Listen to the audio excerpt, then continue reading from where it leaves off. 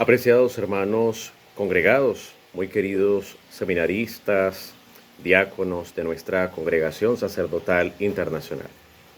Por este medio estaremos conversando de varios aspectos de relevancia en lo que es la Sagrada Liturgia de nuestra Iglesia.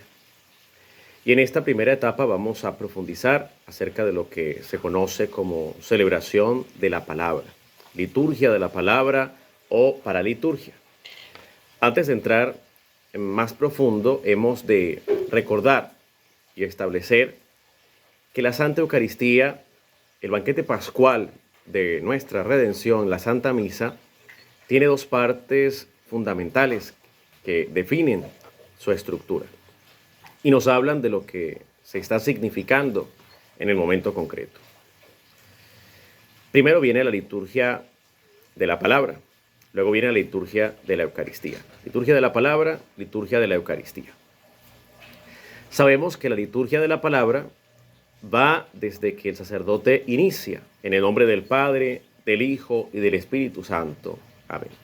Y comprende los ritos iniciales, el acto penitencial, cuando pedimos perdón a Dios por nuestros pecados.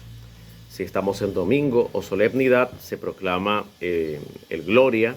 Se realiza la oración colecta, que es la que reúne las intenciones de toda la comunidad, y la intención principal de la Eucaristía. Se proclaman las lecturas de la palabra de Dios y luego el sacerdote pronuncia la homilía con la que se ejerce el magisterio ordinario de la Iglesia, su enseñanza, pues, sobre lo que proclama el Evangelio y a lo que nos exhorta el Señor en este día.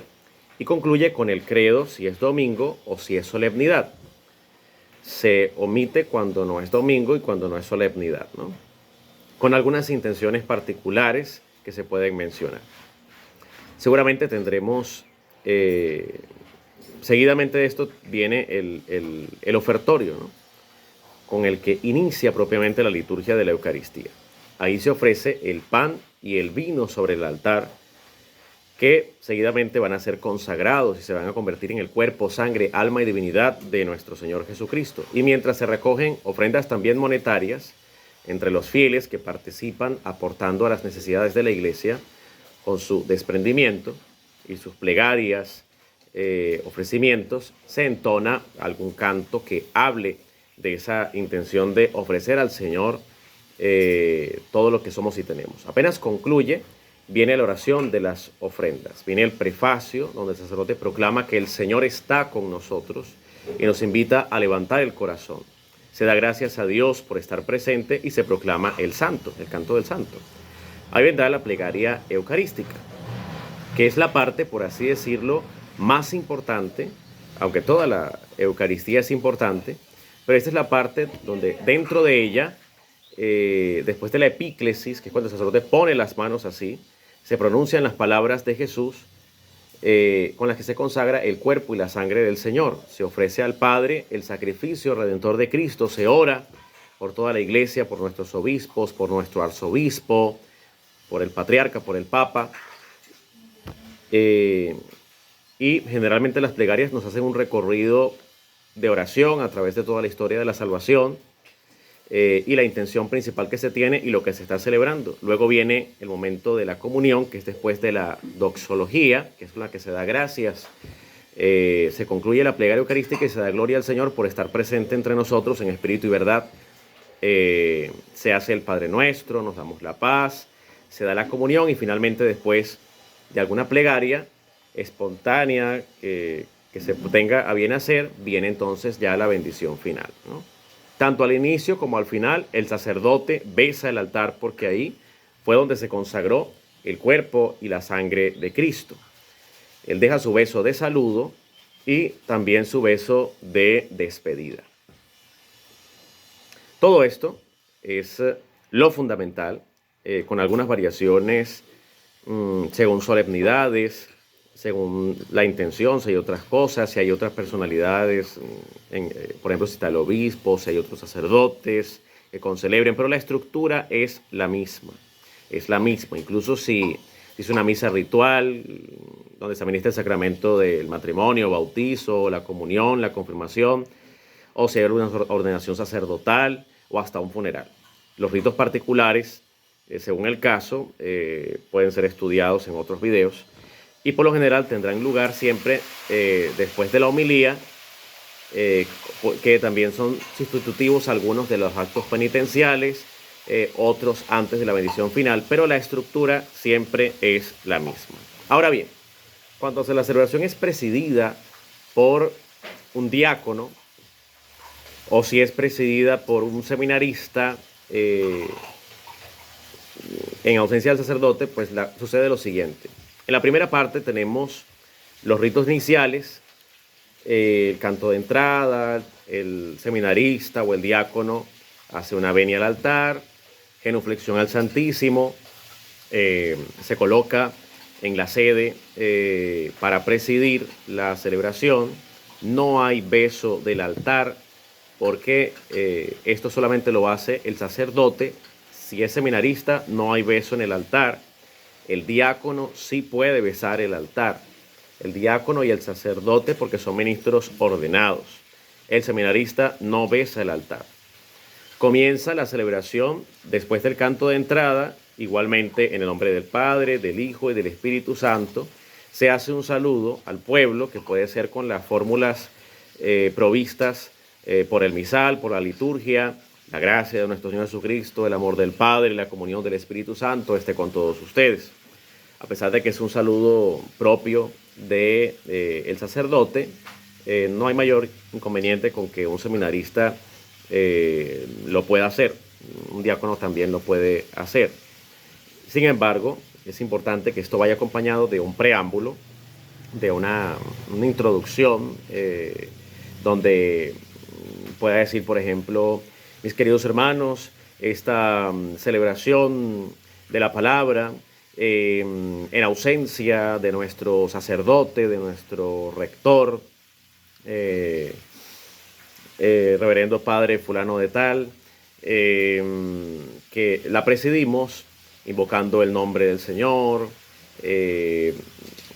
para esta comunidad, por las intenciones, qué sé yo, de la salud, de la liberación, de la prosperidad, intenciones particulares que se tengan en ese momento, si hay que orar por alguien, invocando la protección, qué sé yo, de la Virgen, de algún santo, de acuerdo a lo que se esté celebrando. Y seguidamente de esto viene una invitación al arrepentimiento de los pecados, que se puede hacer con una fórmula espontánea y se puede guiar uno también del misal de la congregación. Hermanos, para celebrar con dignidad estos sagrados misterios, reconozcamos nuestros pecados. O, estando presentes delante del altar del Señor, pidámosle que nos conceda a todos la conversión de nuestros corazones. Pongámonos delante de la presencia del Señor en nuestra debilidad, nuestros errores, nuestras imperfecciones, nuestros errores, y pidámosle de corazón perdón al Señor, diciendo: yo confieso. Y se hace el yo confieso. Al final viene la oración: Dios Todopoderoso, tenga misericordia de nosotros, perdone nuestros pecados y nos lleve a la vida eterna. Amén. Seguidamente de esto viene el Señor ten piedad, que se puede hacer cantado, solemne, o se puede recitar simplemente: Señor ten piedad, Cristo ten piedad, Señor ten piedad. La liturgia prevé varias fórmulas para el acto del Kyrie, el Señor ten piedad. Si no es domingo, si no es una solemnidad, no tiene que haber gloria, y se pasa directamente a la oración colecta. La oración colecta puede ser una oración espontánea.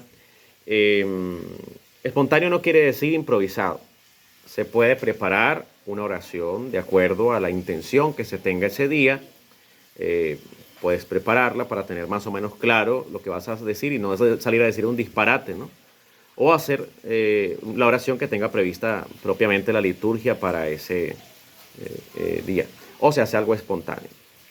Dios misericordioso y eterno, de cuya mano proviene el don de servirte y de alabarte, te pedimos que a cuantos participamos de esta sagrada celebración de la palabra, podamos vencer en esta vida todo en cuanto pueda separarnos de ti, por nuestro Señor Jesucristo, tu Hijo, que contigo y reina en la unidad del Espíritu Santo y es Dios, por los siglos de los siglos. Amén.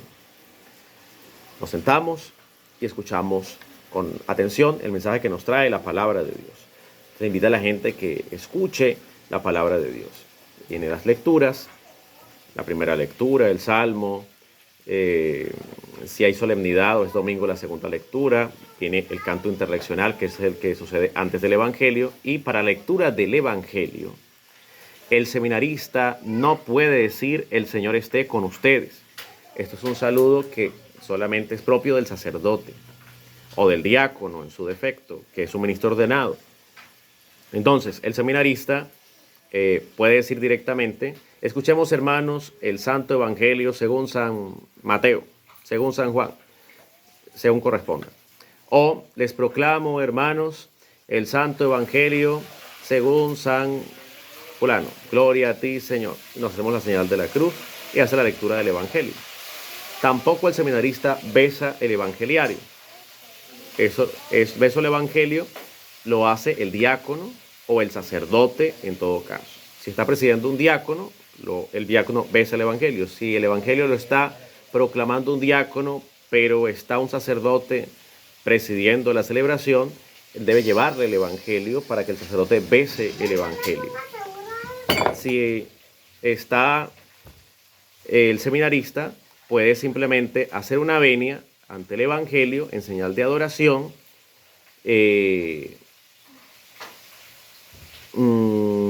no un beso como tal, sino una venia, y lo venera, ¿no?, al Evangelio. Invita a la gente a sentarse. Seguidamente del Evangelio viene la reflexión o la homilía. Solo el sacerdote propiamente hace una homilía. En todo caso, el diácono, que porque ya tiene los estudios y es un ministro ordenado. El seminarista hace una reflexión, que es algo más corto, sobre las lecturas, el Evangelio. Todo debe preparar esa reflexión para evitar, pues, decir un disparate. Pues debe ser algo más o menos coherente con la intención que se tiene, ¿no?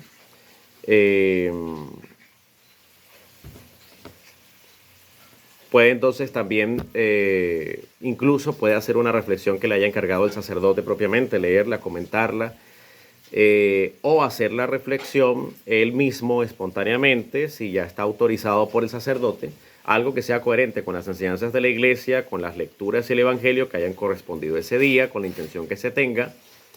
Después de la reflexión viene una oración con intenciones particulares, que se llaman oración de los fieles, que se pueden tomar del misal de la congregación o se pueden hacer de forma espontánea, de acuerdo a la intención que la comunidad tenga. Y seguidamente de esto, al no ser una celebración eucarística, viene directamente el rito de la comunión.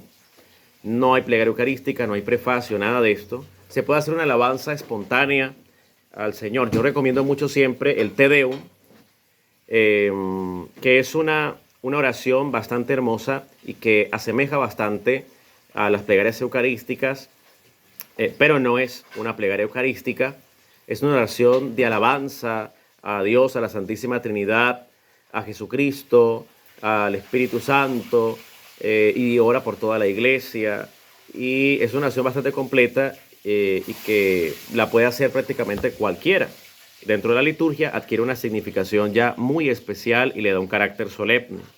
Se puede proclamar ese Te Deum, que lo voy a comentar, a desarrollar en otro video, otra clase, otro video explicativo. Y luego del Te Deum pasar directamente al Padre Nuestro, que es lo que se conoce como rito de la comunión. El Padre Nuestro, el rito de la paz. Y después de darse la paz, viene el Cordero de Dios. Si está el Santísimo Sacramento, se hace el Cordero de Dios porque se supone que se va a administrar la Sagrada Comunión. Si no estuviese el Santísimo Sacramento, o sea, la reserva de hostias consagradas, entonces tendría que omitirse todo lo del Cordero de Dios y la parte de la comunión y hacer una comunión espiritual. Si no, todo esto queda igual porque se va a administrar la comunión con hostias que ya están previamente consagradas en el sagrario o que el sacerdote ha dejado previamente para esa celebración. El seminarista o el diácono pueden presentar el cuerpo de Cristo tal y como establece la Sagrada Liturgia. Este es el Cordero de Dios que quita el pecado del mundo, dichosos los llamados al banquete del Señor, etcétera. Y pueden dar la comunión después de a la gente. Después de la comunión se puede hacer una oración como alma de Cristo santifícame, cuerpo de Cristo sálvame, etcétera. Se puede hacer, por lo menos acá tenemos la costumbre de hacer la oración a San Miguel Arcángel. Y después de esto, ya la oración postcomunión o la oración final, con la que concluye la celebración. En el caso del diácono, el diácono puede dar la bendición final. Puede decir: el Señor esté con ustedes y la bendición de Dios Todopoderoso, Padre, Hijo y Espíritu Santo, descienda sobre ustedes y les acompañe siempre. Pueden ir en paz, etc. En el caso del seminarista, el seminarista no está autorizado para dar la bendición todavía. Entonces el seminarista puede decir: imploramos la bendición de Dios Todopoderoso, Padre, Hijo y Espíritu Santo, descienda sobre nosotros. No hacer la señal de la cruz a la gente, sino se persina con todo el pueblo de Dios. O puede hacer: bendita sea tu pureza, implorándole a la Virgen María que bendiga al pueblo. O puede también decir la fórmula que plantea la liturgia de las horas, las laudes, las vísperas, las completas, que dice: el Señor nos bendiga, nos guarde de todo mal y nos lleve a la vida eterna. Amén. Y se hace la señal de la cruz. Es una forma también de concluir. Y viene el canto final. No se besa el altar si es seminarista, se hace una venia, genuflexión al Santísimo, y se da por concluida lo que es la celebración de la palabra. Seguiremos hablando de esto más adelante.